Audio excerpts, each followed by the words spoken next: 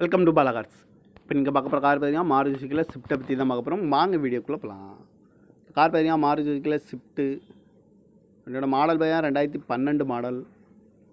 இதோட வேரியன்ட் பார்த்தீங்கன்னா VDI variant தான். ஓனர் பார்த்தீங்கன்னா 2 ஓனர் வரும்னு அந்த வண்டிக்கு. இது ஒரு டீசல் வண்டி தான். கிலோமீட்டர் பார்த்தீங்கன்னா 1,60,000 கிலோமீட்டர் ரன்னிங் ஆகிருக்கு. கம்பெனி சர்வீஸ் ரெக்கார்டோட வண்டி வரும்னு.